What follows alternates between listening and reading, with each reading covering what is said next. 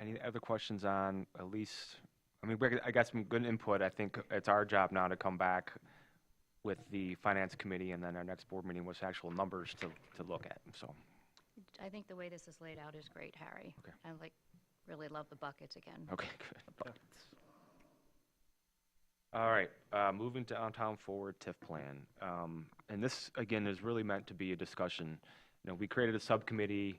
This subcommittee has discussions that we bring back to the larger board. So this is really meant to be a discussion. And everything that you see in here is a working document. So by no means are anything final. So I just want to make that clear.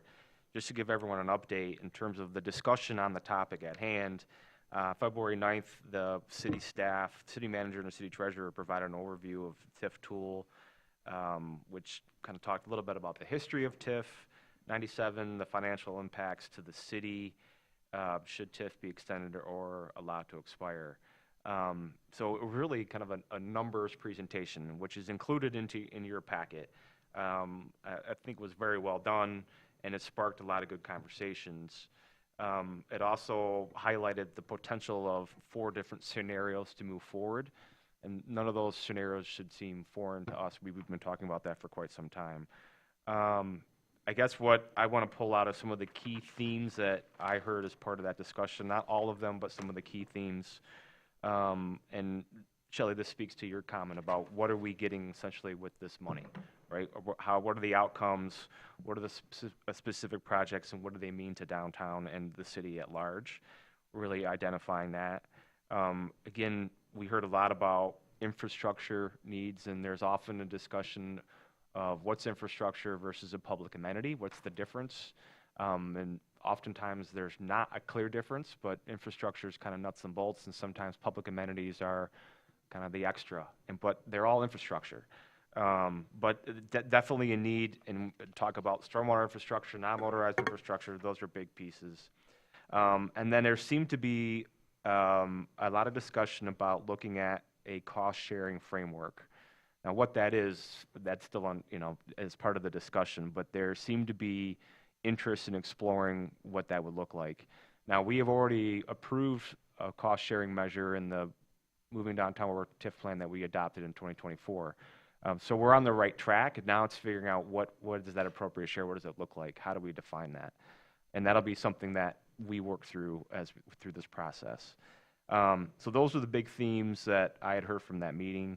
I don't know if everyone else listened to it. Shelley, you were there and heard some good stuff. But then on January 30th, our subcommittee met to talk about the stuff that's in the packet. And again, this is just kind of the first step in working through this, is looking at, again, those specific projects, which I'm calling under section 1, which is the location, extent, character, and estimated cost of improvements. So those are essentially the big line items that we had talked about. So on page 67 of your packet is the list that we had in the 2024 plan. And so looking at some of those, and then looking at the other item which is in your plan, which I'm calling section 2 in the memo, is kind of the more general expenditures of tax increment revenue. That's on page 68 of your packet. So 67 and 68 of your packet are essentially what's in the current Moving Downtown Forward plan. So looking at that and trying to be more specific, we highlighted things in yellow that are kind of large items that aren't hyper-specific yet. Doesn't mean they won't be as we go through this process, but yet.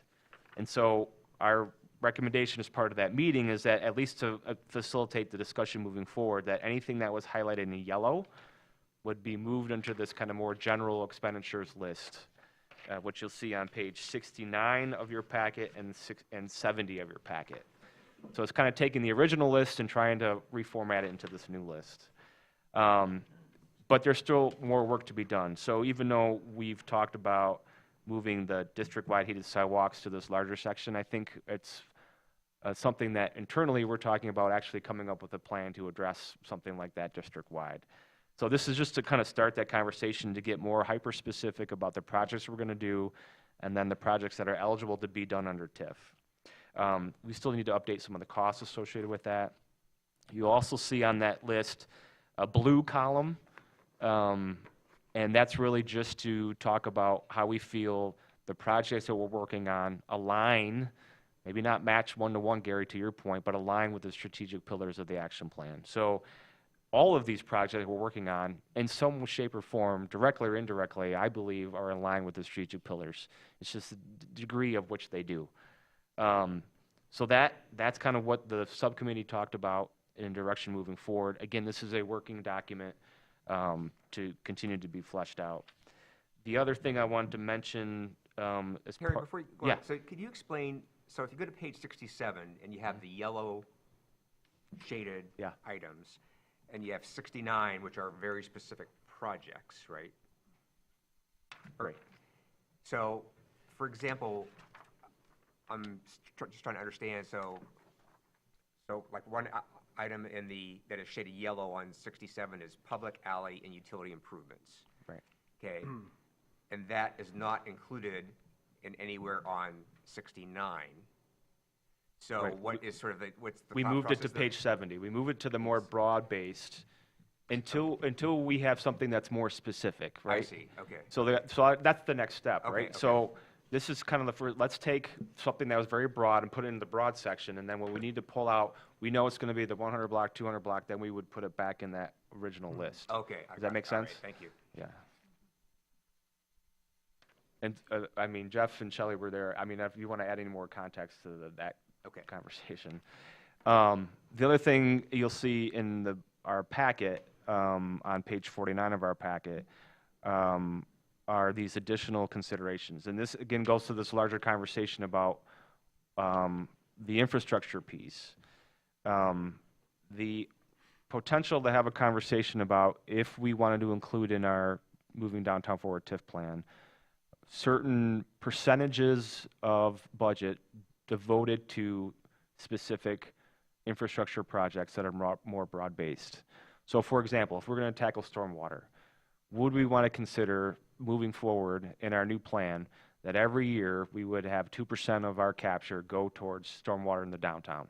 I'm just using 2% as an example. It doesn't have to be that. But that you would set aside certain dollars for that specific topic. Because that's, again, to your point, that stormwater is this kind of reoccurring issue. We know it's a big issue with the city. Could we establish dedicated funding, essentially go into with the city into a fund that would address that on an annual basis? Whether it's spent annually or whether it just goes in this bucket and they save up for 5 years and do a big project, I mean, those are things to be decided. But I just want to throw that as an idea. Are there certain infrastructure pieces that we think are so important that we want to dedicate a portion of the funding within the plan towards this? That could also include the things that we keep hearing about are stormwater infrastructure, I say non-motorized infrastructure, but it's really mobility and accessibility, and then this kind of general capital repair. And that's it. We have some of those items in our current budget, but I'm saying in the TIF plan, do we want to highlight certain dedicated funding percentages on an annual basis for these topics? So I'm throwing that out there as just to get some feedback. Box us in though? I mean, is it, why, because we haven't really done that before in a sense of putting that specific percentages. How does that, I mean, I guess it's more targeted, but it also just seems like it boxes in because the costs may fluctuate in terms of stormwater, Right. mobility and accessibility year to year. I don't know if it boxes us in it. I think it provides an opportunity to be more targeted because you know that you've set aside this money. So obviously this comes to your larger point. What would be the plan with the city to then use this infrastructure? We have the TIF 97 stormwater plan that AECOM did for us in 2016. Perhaps that, you pull out the elements that the city thinks are also relevant within that document, and that funding goes to some of those. But there could be other projects, to your point, Mike, about a greater effort for the downtown that this kind of seed money would then aggregate year by year to address some of those issues. So it's a different way of thinking about that contribution.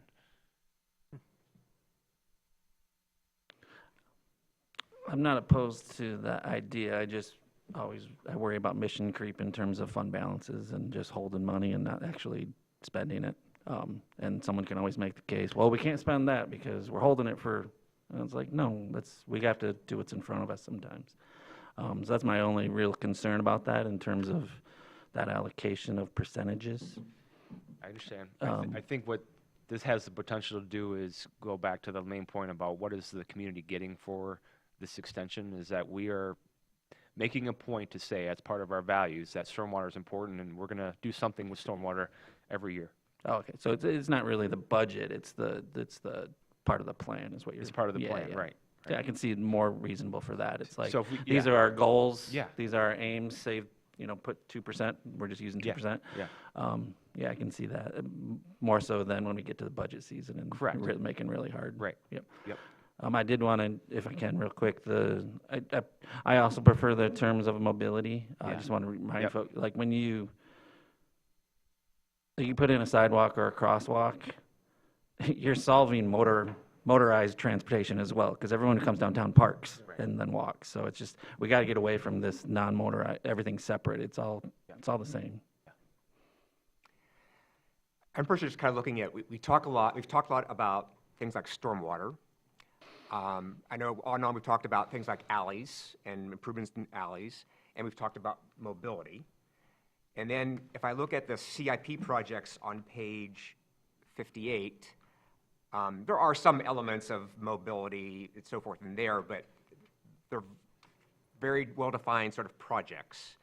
And then we go back to our TIF plan, to the project list we have in the TIF plan, and then the yellow items, which are more generic. It just seems that we have, at least this body has been focused on discussions on stormwater, stormwater, alleys, mobility, and they're not manifesting themselves very much in those projects right now that are on page 69. Right. So I think that. So I think have that's you- our goal, is to take the yellow pieces and Right. pull out the specifics. Right. And put it back in that list. I Right. just want, that's, you know what I mean? Like, that's the work that we still need to do. And I think we've talked about stormwater Yeah. for years, Right. right? And the stormwater is actually really a city issue. So if it's us perhaps giving some sort of impetus, at least for the downtown area, to that, then I think it needs to actually be called out in our TIF plan. Right. As an example. Right. I support your idea. If there's a master plan for stormwater, I think it's a great idea.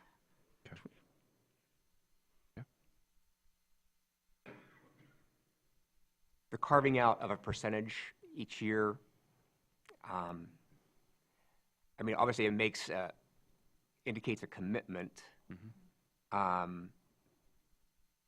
in reality, how that actually works to me is, remains to be seen. Right.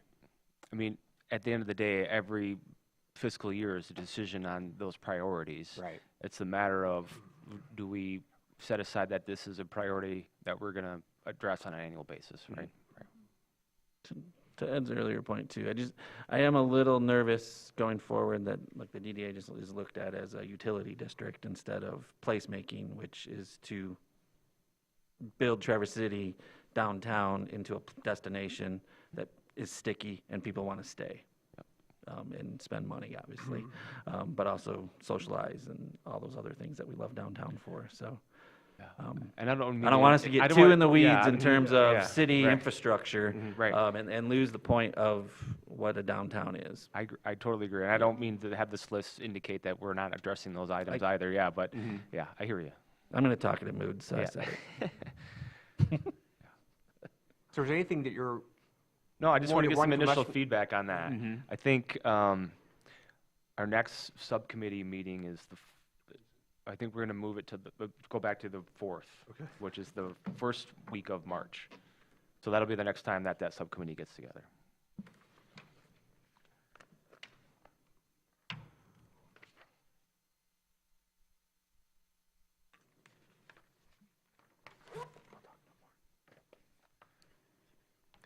okay, going on then, we have the executive director report. Yeah, I think everything is in your parcel, and I think I've already addressed the two-way circulation that we have, so I'll skip over that. But we're continuing to work on several initiatives. You might have seen this past week, a lot of discussion on the West End parcels. The city is now actively working to develop an RFP for that site. I think we'll have something released in the spring. I don't know when exactly, but that's kind of where we are with that process. The 120, 122 Street demolition is underway, and that should be completed by mid-March as well. So.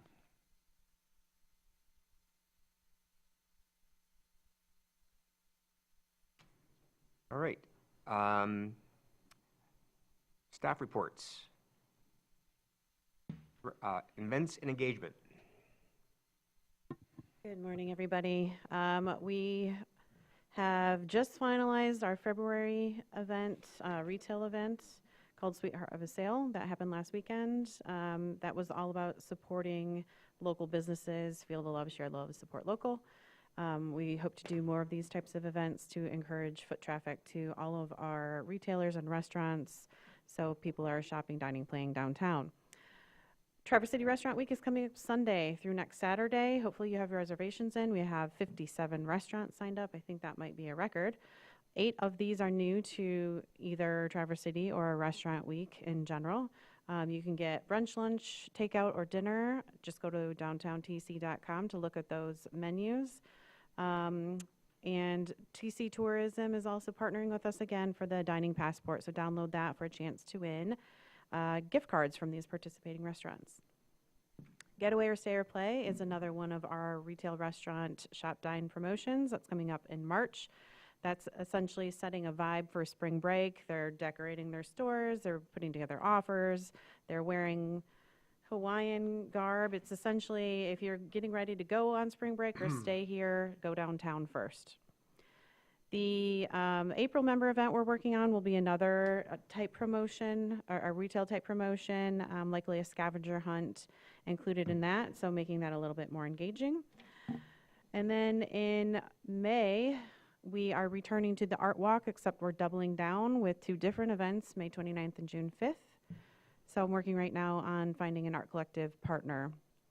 Toast to Downtown is actually set now for May 20th. That's a Wednesday. We're going to continue with our theme of the more casual fun and games with networking and some food and drinks. And then our Arts Fair series is in registration mode right now for Old Town and Cherry Festival. Deadline today for exhibitors. And then the Downtown Fine Art Fair application went live this morning. Registration deadline, March 20th. Any questions? Thank you. Great. Thanks, Sarah. Reporting recommendations. This is Harry. So I just wanted to get some feedback. Sarah's report, which I think is very valuable, something we do every meeting, and we also have an update on the Arts Commission. But I'm looking for feedback on whether the board would like to have that at every meeting, or is that a better address at a quarterly meeting? I'm just looking for some thoughts. We're happy to do either way. So I'm just kind of looking for some feedback from them. I really enjoy Sarah's updates, particularly the updates about the downtown events, because I think it's an opportunity to give a voice for people that listen to the meetings, and for the press that covers it, just gives those another chance to be heard. It's for me, I know I can go to the website and things, but it's really helpful to hear this, and then I'm often talking about it after the meeting. So I really value particularly those and the arts as well. But. I would agree with Mike. Well said. I'm going to throw out a crazy one. You could even move it up in the meeting. Why don't we start with it? It's actually the thing that's happening downtown. Yeah. Okay. I'd also, really like to thank Sarah and Carly for all their hard work and putting on all these events. We appreciate it, especially being a downtown retailer. It's nice. Okay. I don't need a motion. I just want to get some feedback. Yeah. So. All right. Is it a lot of work for them to do that? I don't. No, it's not. Okay. No. Yeah, support Yeah, monthly okay. then.